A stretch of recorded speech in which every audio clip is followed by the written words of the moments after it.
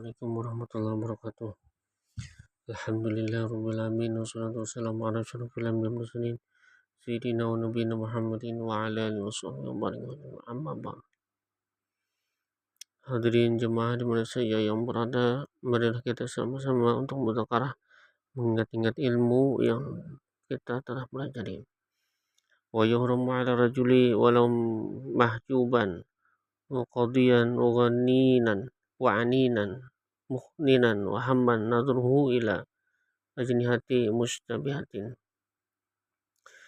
Dan diharapkan lagi lelaki melihat perempuan bukan mahram yang bisa membangkitkan syahwat sampai pada anggota wajah dan kedua telapak tangan, baik bagian dalam maupun luar. Meskipun lelaki itu orang yang dipotong kelaminnya, kebiri, impoten, atau banci, atau sudah tua. Inilah pendapat yang dibuat fatwa, namun dikutip dari kebanyakan para ulama bolehnya melihat wajah dan dua telapak tangan. Adapun melihatnya seorang laki-laki pada istri atau budak perempuan saat kehidupan keduanya, maka diperbolehkan meski muncul halangan untuk berbuat intim yang hilang dalam waktu dekat. Seperti halnya haid dan digadaikan si budak, namun makruh melihat alat kelamin termasuk kelaminnya sendiri tanpa adanya keperluan. Jadi kita melihat kelamin kita atau kelamin istri kita itu makruh hukumnya. Hal ini berbeda dengan halangan yang lama hilangnya, seperti halnya dalam masalah iddah istri dari wata subhat, maka tidak boleh melihat anggota di antara pusat dan lutut, dan boleh di selain seperti dalam permasalahan melihat mahram dan budak perempuan yang sudah dinikahkan. Adapun melihat untuk tujuan pernikahan, maka boleh melihat wajah dan dua telapak tangan saja dari perempuan merdeka. Jadi misalnya kita mau kawin kepada orang yang merdeka atau orang yang bujang, mau dinikahi, kita boleh cuma melihat wajah dan telapak tangannya aja, karena boleh selain pada itu.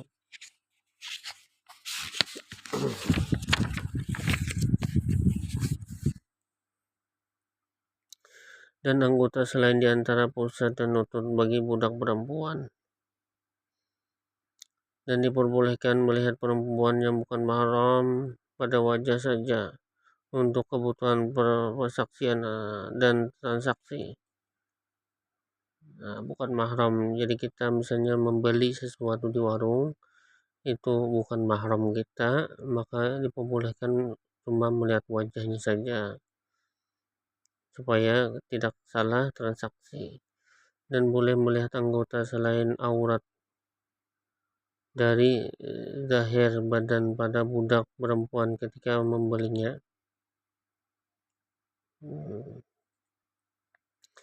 Wa yazujuna dula ajnihati wa masuha, diperbolehkan melihat perempuan bukan mahram dan menyentuhnya untuk keperluan pengobatan di bagian-bagian anggota yang diperlukan sampai anggota kelamin, dengan syarat hadirnya orang lain untuk dari muhrim atau selainnya, untuk mencegah menyendirinya dua orang.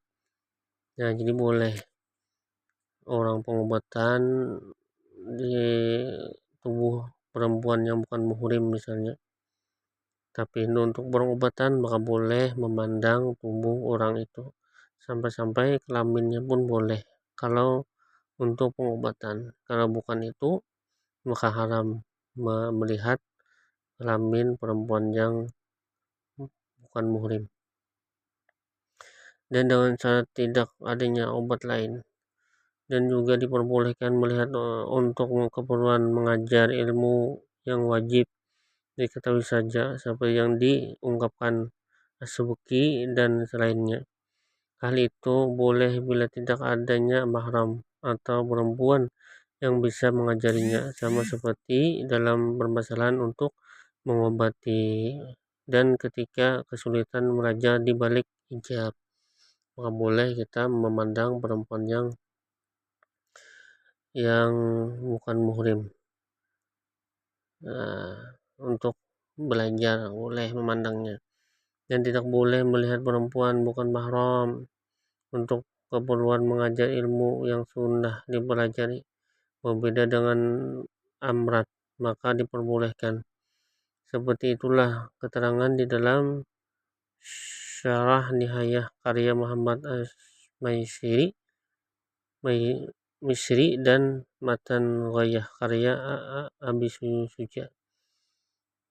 Itulah hukum-hukumnya melihat perempuan yang bukan mahram.